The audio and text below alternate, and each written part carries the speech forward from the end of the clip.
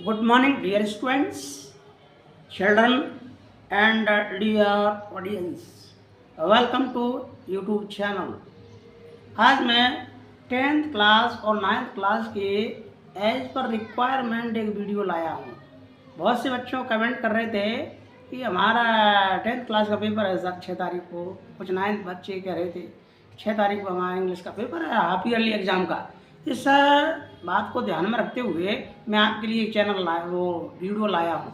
इस वीडियो में आप सी सेक्शन, ग्रामर का जो सी सेक्शन होता है उसको आप ध्यान से देखिए, आपकी समस्या लगभग समाप्त हो जाएगी। देखिए कैसे पढ़ते हैं, क्या रूल्स फॉलो करना पड़ते हो देखिए। हालांकि इसको पूरा ग्रामर पढ़ना पड़ता है तब भर पाते, लेकिन फिर भी मैं आपको बताने का प्रयास करूँगा। इसमें देखो ध्यान से, ग्रामर सेक्शन सी में देखिए ध्यान से, क्वेश्चन 7 मतलब 7 नंबर आते हैं क्वेश्चन, 7 क्वेश्चन आते हैं और उसमें से 5 करना पड़ते हैं। बहुत से बच्चे 7 के साथ ही कर जाते हैं, तो that is not right thing.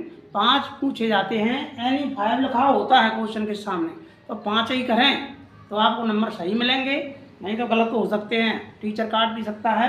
चलिए देखो ध्यान से, fill in the blanks any 5, इस तरीके से लिखा मिलेगा। और ये 7 नंबर पर आता है ग्रामर सेक्शन का क्वेश्चन, ठीक है, 9th में और 10th में भी इसी प्रकार से, ठीक है। ये 10th क्लास और 9th क्लास का जो पैटर्न है क्वेश्चन पेपर का सेम होता है। चलिए देखिए यहाँ से पहला, the child jump dash the river, और इसमें लिखा है वो चाइल्ड जंप, पास्ट इंडेफिनिट का सेंटेंस है। जब व्यक्ति जंप कर रहा है तो मोशन में आ जाएगा, है मूवमेंट हो रहा है बॉडी में, तो ये रिवर से पहले फिर इनटू लगा देना बेटा। इसमें से 3 ऑप्शन मिलेंगे ब्रैकेट में, तो इसमें हम क्या करेंगे, इसमें बेटा इनटू लगा देना, ये लगा दे यहाँ पे ऐसा n और 2, ये सही जाएगा, ठीक है।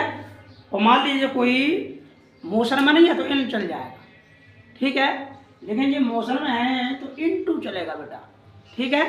चलिए आगे देखो ध्यान से, जैसे हम ऑलरेडी नदी में है, मान लो कोई है, my brother in the river लगा लेना, तो इन लगा देना चल जाएगा, ठीक है। लेकिन माय ब्रदर जंप कर रहा है तो मोशन में बॉडी आई तो जंप इनटू लगा देना। तो इसी तरीके से question number 2, iron is a dash useful metal, तो यूजफुल के पहले बेटा हमें ये देखना पड़ेगा कि यहाँ पर ए एंड द में से मतलब आर्टिकल बनना क्या बनना चाहिए, क्या चाहिए। मैं आपको बताया कि यूजफुल जो नाम का शब्द आया है, इसके पहले वर्ण का जो साउंड आएगा वो हिंदी के व्यंजन के अनुसार आएगा। व्यंजन की साउंड आएगी तो उसमें ए लगाया जाएगा, और स्वर की साउंड आएगी तो एन लगा देना। इसी तरीके ध्यान रखना इस बात को बेटा। तो इसमें बेटा ए लगा देना, क्या लगाएंगे, ए इज करेक्ट आंसर। इसी तरीके भर लेना बेटा, मैंने पढ़ाई भी, आपको आर्टिकल पढ़ाई भी है, और ध्यान रखना भूल जाते हैं।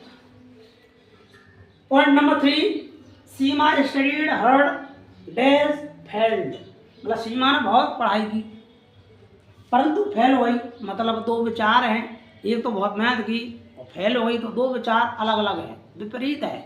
जब 2 विचार विपरीत हों तो फिर उनके बीच में बट का यूज किया करो, तो ये बट इज करेक्ट, इस तरीके से आप भर देना, इसी तरीके लिख देना, तो आपको एक में से एक पक्का नंबर मिलेगा, ठीक है बेटा। चलो आगे, my brother wants dash in the pool, अब मेरा भाई जो है तालाब में तैरना चाहता है, तो ये बेटा इन्फिनिटिव का काम कर रही है, इसलिए इसमें बेटा टू का यूज कर लेना, टू स्विम, और स्विमिंग भी करेक्ट है परंतु यहाँ दिया नहीं, और टू स्विम और स्विमिंग ये दोनों एक साथ नहीं आ सकते क्योंकि दोनों करेक्ट है, इसलिए टू स्विम यहाँ पर भर दीजिए, ठीक है बेटा। यहाँ पर स्विम भर देना, swim is correct answer, to swim. Next, my father is a dash teacher, अब मेरे पिताजी जो है एक टीचर है, तो क्या है यहाँ 3 में से एक बनना है, रिटायर, रिटायर और रिटायरिंग। तो बेटा इसमें क्या है, थर्ड फॉर्म का जो रिटायर्ड लिखा हुआ है थर्ड फॉर्म है, लेकिन ये कभी कभी एडजेक्टिव का भी काम करती है। तो यहाँ पर भी ये टीचर कैसा है ना, हमारे पिताजी जो टीचर हैं कैसे है, रिटायर्ड है बेटा, यहाँ पर रिटायर भर देना बेटा,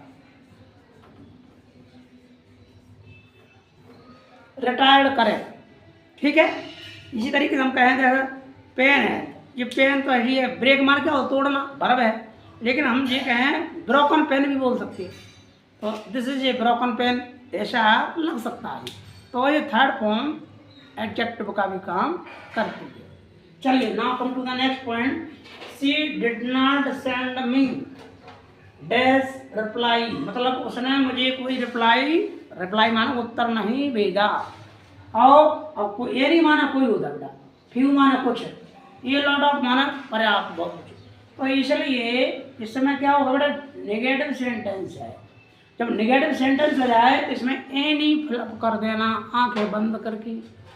you will be correct and you will be given 1 mark. Okay, यहाँ बेटा एनी भर देना, ठीक है बेटा जी, ऐसा कर लेंगे, ठीक है। अब देखो ध्यान से बेटा, अच्छा ये देखो दूसरी बात बता देता हूँ। मान लो ये पॉजिटिव सेंटेंस नहीं है, नेगेटिव सेंटेंस नहीं है, पॉजिटिव है, तो फिर बेटा यहाँ पे भी बदल जाएगा तो सम लग जाता।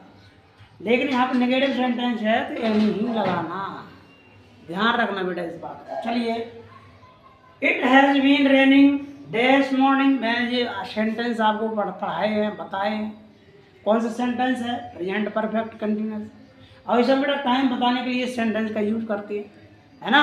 जब पीरियड आ जाए, पीरियड टाइम, तो उसके लिए फॉर लगा दिया करो, और पॉइंट ऑफ टाइम आ जाए तो सिंस लगा दिया करो। पीरियड आ जाए तो फॉर लगाओ, और पीरियड नहीं दिख रहा मान लो हमको तो सिंस लगा देना, हाँ क्या बंद करके। सुबह शाम दोपहर ऐसा कुछ आ जाए लिखा हुआ 2010 से 2020 से ऐसा कुछ भी, तो इसमें बेटा सिंस यूज कर देना। इस तरीके से आपका जो है फिल्म ब्लैंक्स कंप्लीट हो जाएगा। एक और वीडियो में आपको आप बना दूंगा डू एज डायरेक्टेड, उसमें थोड़ा सा पढ़ना पड़ता है बेटा, वैसे बिना पढ़े तो कुछ होता ही नहीं है, परंतु फिर भी मैं आपको मोटा मोटा आइडिया जरूर बताऊंगा जिससे आपके नंबर अच्छे आ सके। ओके, और इस वीडियो को बेटा सभी बच्चों तक सेंड कर दीजिए, अपने स्कूल के सभी बच्चों तक सेंड हो जाएगा, सभी बच्चों का लाभ मिलेगा इसको, ठीक है। तो इसका लाभ मिलेगा, सब बच्चे पास हो जाएंगे तो हमें बड़ी प्रसन्नता होगी, सबको प्रसन्नता होगी, ठीक है। तो thank you to watch this video, और अगले वीडियो तक के लिए नमस्कार।